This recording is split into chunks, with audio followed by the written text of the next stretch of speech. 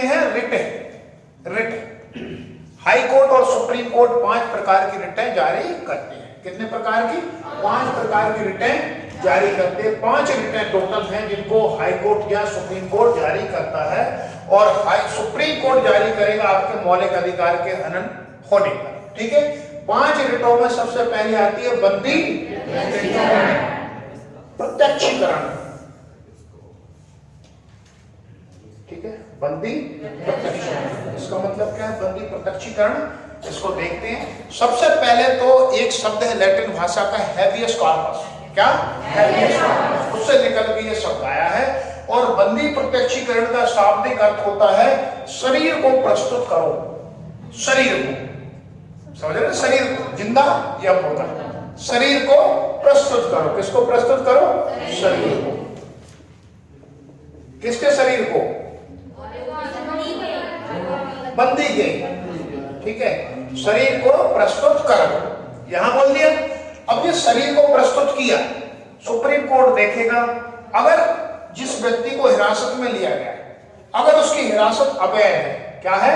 अवैध है। अगर उस व्यक्ति की हिरासत अवैध है तो तुरंत सुप्रीम कोर्ट उसको रिहा करने का आदेश दे देगा। और आपको पता है रिहा कितने घंटे के अंदर किया जाना चाहिए? 24 घंटे के अंदर ही आपको रिहा किया जाना चाहिए। कौन बोलता है? आर्टिकल 22। आर्टिकल 22 के तहत 24 घंटे के अंदर आपको रिहा किया जाएगा। क्लियर है? अगला देखते हैं इसका पॉइंट में। ये रिट सार्वजनिक या व्यक्तिगत दोनों के लिए जारी की जा सकती है। सार्वजनिक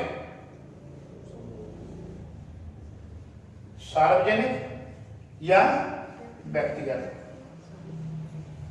ये क्या होता है भाई? सार्वजनिक, व्यक्तिगत, सार्वजनिक सभी के लिए, मतलब कि एक से ज्यादा लोगों उनके लिए भी जारी किया जा सकता है।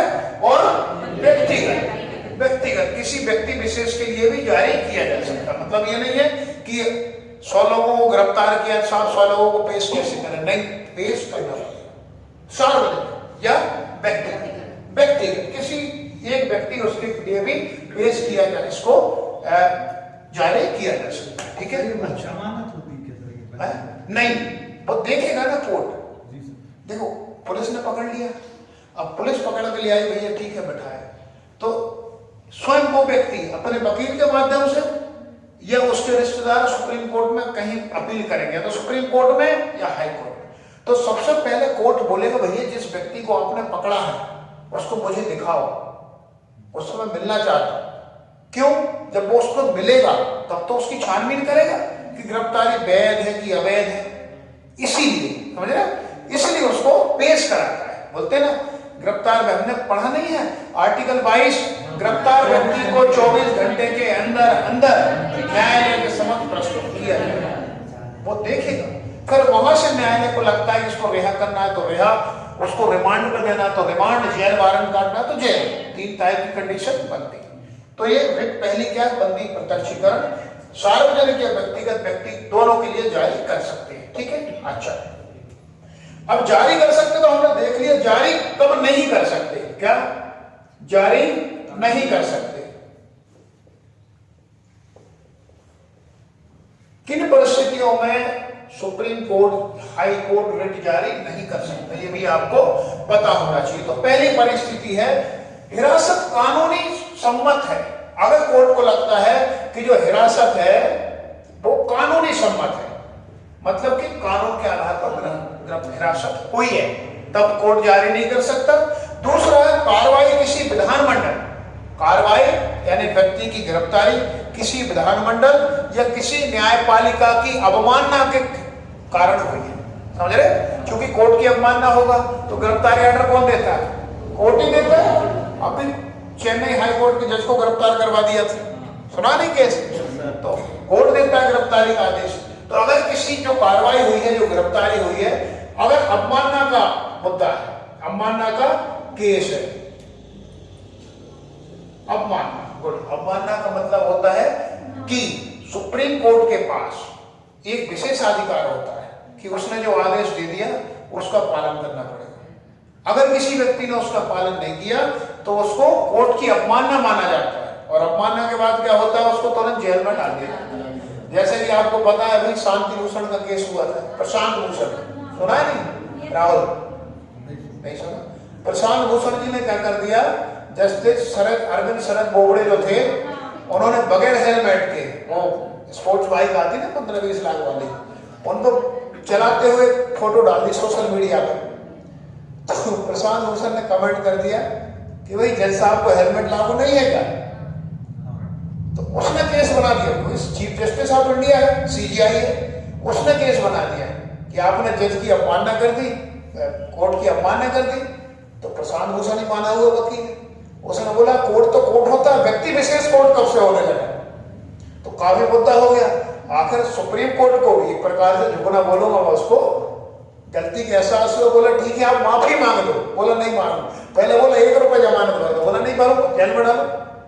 बोला माफी मांग लो, क्यों मांगूंगा, मैंने अवमानना की नहीं। तो कोर्ट को खुद गलती का एहसास हुआ, ठीक है। तो ये अवमानना का मामला भी, इस मामले के तहत अगर किसी व्यक्ति की गिरफ्तारी है तो रिट जारी नहीं की जा सकती। अगला है न्यायालय द्वारा हिरासत। किसके द्वारा? न्यायालय द्वारा। वो क्या होती है, कहीं कोई केस में नाम आ गया हमारा, गिरफ्तार हमें नहीं किए, और वो केस सुनवाई में चला गया कोर्ट में, और कोर्ट ने बोला पकड़ो डालो जेल में। उस मसले में अगर व्यक्ति गिरफ्तार है तो उसके खिलाफ भी रिट जारी नहीं होगी। सिंपल सी बात है, न्यायालय ने तो बोला है कि गिरफ्तार करो, जब न्यायालय ने बोला गिरफ्तार करो तो रिट जारी करने की जरूरत ही नहीं। अच्छा, अगला देखते हैं, हिरासत न्यायालय के न्याय क्षेत्र से बाहर है। ये इंपॉर्टेंट, जो हिरासत है व्यक्ति की, वो न्यायालय के न्याय क्षेत्र से ही बाहर है, यानी कि कुछ ऐसा काम है जो कि हाई कोर्ट के क्षेत्र में नहीं आ रहा, गिरफ्तार किया है। अब बंदी प्रत्यक्षीकरण के तहत हम गए साहब इसको प्रत्यक्ष करवाओ, आपके सामने पेश कराओ, तो न्यायपालिका देखेगी कि भैया मेरे अधिकार क्षेत्र में है भी कि नहीं केस। अगर नहीं है तो फिर वो उसको प्रत्यक्षीकरण नहीं कराएंगे, फिर उसकी कार्रवाई कहाँ होगी? सुप्रीम कोर्ट में या संबंधित न्यायालय में, जो भी उसका अधिकार क्षेत्र होता है, ठीक है। तो 2-3 परिस्थिति है, किस किस में जारी होगा और कब कब नहीं होगा। कब कब नहीं होगा, कानूनी जो हिरासत है वो कानून सम्मत है। दूसरा, कार्रवाई किसी विधानमंडल या न्यायपालिका की अवमानना के खिलाफ हुई है। तीसरा है न्यायालय द्वारा हिरासत है, और चौथा इसका है हिरासत न्यायालय के न्याय क्षेत्र के बाहर है। तब इन 4 कंडीशन में जो रिट है बंदी प्रत्यक्षीकरण वो जारी नहीं होगी, ठीक है। कब कब जारी होगी, तो कब कब जारी होगी, ये इसके अलावा कभी भी जारी हो सकती है, ठीक है। और प्रत्यक्षीकरण के बाद कार्रवाई वही है, बंदी को पेश कर दिया, पेश के बाद अगर कोर्ट को लगता है कि भैया हिरासत अवैध है, तुरंत रिहा करने का आदेश दे दिया जाएगा, ठीक है। आगे बढ़े, बंदी प्रत्यक्षीकरण के बाद अगला आता है परमादेश। क्या? परमादेश। परमादेश एक शब्द आया है, परम। परम, जैसे भारत का कंप्यूटर था ना, सुपर कंप्यूटर, क्या नाम था उसका? परम सिद्धि, ठीक है। एक ऐसी भारत ने रोबोट बनाया ना, बायोमेट्रिक, किसने बनाया है? इसरो ने, अभी आया था पीएससी कुछ में आया था ना। दूसरा है परमादेश, भाई परम, एक होता है ना परम शून्यताप, कितना होता है? -200 है, यानी उससे कम टेम्परेचर हो ही नहीं सकता, परम, ठीक है। तो यही है परम आदेश। इसका संधि विच्छेद करोगे तो परम और आदेश, सबसे बड़ा आदेश परम आदेश, इससे बड़ा कोई आदेश नहीं, ठीक है। परमादेश, ये परमादेश क्या है? परमादेश एक दूसरे नंबर प्लेट है। परमादेश का अर्थ होता है हम आदेश देते हैं, हम आदेश देते हैं और आपको मानना ही है। अगर परमादेश को नहीं मानोगे तो क्या हो जाएगा? अवमानना, तुरंत जेल, ठीक है। यह नियंत्रण है, क्या है? यह नियंत्रण है जिसे न्यायालय द्वारा सार्वजनिक अधिकारियों को जारी किया जाता है। ये एक नियंत्रण, ये रिट किस प्रकार की? नियंत्रणकारी रिट है, नियंत्रण, कंट्रोल्ड। और ये किसको जारी किया जाती है? सार्वजनिक अधिकारी, सार्वजनिक। बोलते हैं ना कोर्ट से स्टे ले आए, कोई घर टूट रहा था, वो चले गए कोर्ट में, कोर्ट ने बोला हम आदेश देते, रोको। हिम्मत होती है किसी की तोड़ने की? वही परमादेश है। ये किसको जारी होती है? सरकारी अधिकारियों को, न्यायालय द्वारा सार्वजनिक अधिकारियों को ये जारी होती है। परमादेश एक परम आदेश है, नियंत्रणकारी आदेश है, और ये सार्वजनिक क्षेत्र के अधिकारियों को, सार्वजनिक अधिकारियों को जारी होता है। ठीक है, जारी किया जा सकता है, किन किन परिस्थितियों में जारी किया जा सकता है, तो किस किस परिस्थितियों में या किस किस के खिलाफ जारी किया जा सकता है। पहला है सार्वजनिक इकाई,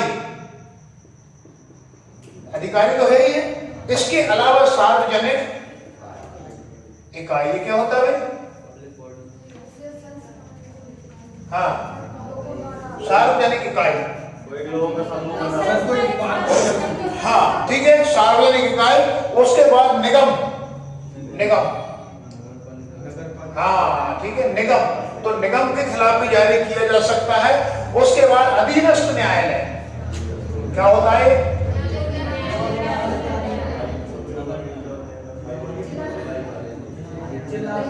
अधीनस्थ न्यायालय, अधीनस्थ न्यायालय, अधीनस्थ का मतलब क्या होता है? उसके अधीन, मतलब हाई कोर्ट है तो हाई कोर्ट का अधीनस्थ न्यायालय क्या हो जाएगा? नीचे, है ना, नीचे वाले न्यायालयों के खिलाफ भी ये आदेश दिया जा सकता है, क्योंकि कंट्रोल रेट है। ठीक है, तीसरा आता है प्राधिकरणों या सरकार के खिलाफ, प्राधिकरणों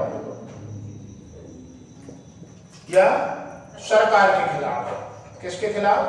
सरकार। ठीक है, प्राधिकरण, प्राधिकरण को इंग्लिश में बोलते हैं अथॉरिटीज। जैसे कि हम देखते हैं एनजीटी, नेशनल ग्रीन ट्रिब्यूनल, राष्ट्रीय हरित प्राधिकरण। प्राधिकरण, प्राधिकरण वैसे होता क्या है? प्राधिकरण सरकार के द्वारा कुछ अधिकार दे दिए जाते हैं उसको, किसी विशेष समूह को सरकार के द्वारा कुछ अधिकार दे दिए जाते हैं कि आप भाई इस काम को करो। जैसे हम देखेंगे कि पहले एनजीटी नहीं था, जब सरकार को लगा कि भाई पर्यावरण से संबंधित काम ऐसे हो रहे हैं जो कि पर्यावरण को नुकसान पहुंचा रहे हैं, तो सरकार ने क्या किया? प्राधिकरण का गठन कर दिया। किसका? एनजीटी का। अच्छा, एनजीटी के गठन को, क्योंकि आपको एक राज्य के नीति निर्देशक तत्वों में आपको एक सिद्धांत मैंने बताया था कि अगर डीपीएसपी में कोई अनुच्छेद में किसी चीज का विवरण है तभी उससे संबंधित कानून बन सकता, अन्यथा नहीं। संविधान से इतर या डीपीएसपी से इतर कोई कानून बनाएगी सरकार या विधायिका तो कानून को अवैध घोषित ठहरा दिया जाएगा। तो हमने पढ़ा है आर्टिकल 48 का, 48(1) या 48 का, वो क्या बोलता है?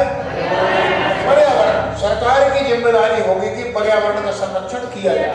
तो पर्यावरण के संरक्षण करने के लिए बहुत सारे पर्यावरण से संबंधित सरकार ने नियम बना दिए। हम देखते हैं कि वन्य जीव संरक्षण अधिनियम 1972, पर्यावरण के संरक्षण।